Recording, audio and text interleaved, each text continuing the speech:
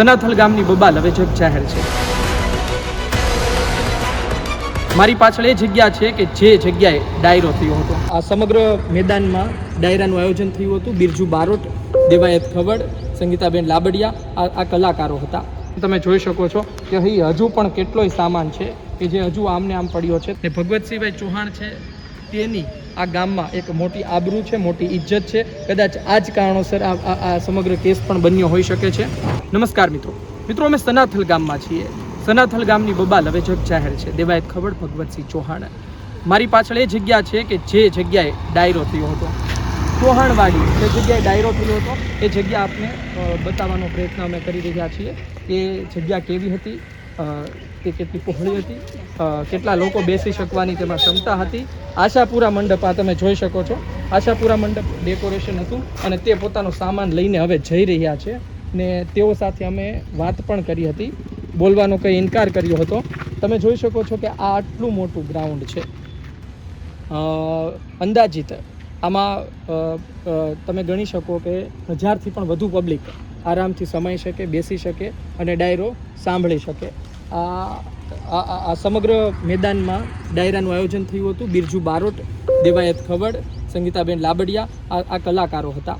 વાત કઈ તેવી હતી કે તારીખ 20ના રોજ કાર્યક્રમની વાત હતી અને રાત્રિ પડી ગયા બાદ 21 તારીખ થાય અને 21 તારીખે દેવાયતભાઈ આવી જાય, એટલે કે તેમની પુણ્યતિથિ પણ સચવાઈ જાય તેવી વાત હતી.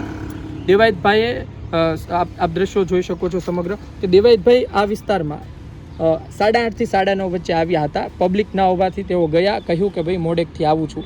પણ 1 ને 10 વાગ્યા સુધી તેઓ સોજિત્રા પીપળાવ રહ્યા અને ત્યારબાદ તેમણે આવવા માટે કહ્યું, પરંતુ ત્યાં સુધીમાં તો અહીં વાતાવરણ થોડું શાંત થઈ ગયું હતું. અને પછી સામેના પક્ષે એટલે કે ભગવતસિંહ ચૌહાણે પણ તેના ફોન ઉપાડવાનું બંધ કર્યું.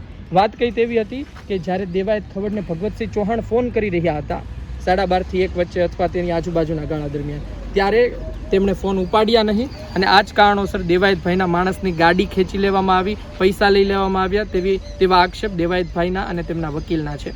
અમે ઘટના સ્થળ પર પણ આવ્યા છીએ. તમે જોઈ શકો છો કે અહીં હજુ પણ કેટલોય સામાન છે કે જે હજુ આમને આમ પડ્યો છે. તમે જોઈ શકો છો આ હજુ સામાન લઈ જવાનો બાકી છે ને બીજો રસ્તો પણ છે અને પાછળ મંદિર પણ છે. 2 મંદિર છે પાછળ. ને ભગવતસિંહભાઈ ચૌહાણ છે તેની આ ગામમાં એક મોટી આબરૂ છે, મોટી ઇજ્જત છે. કદાચ આ જ કારણોસર આ સમગ્ર કેસ પણ બન્યો હોઈ શકે છે.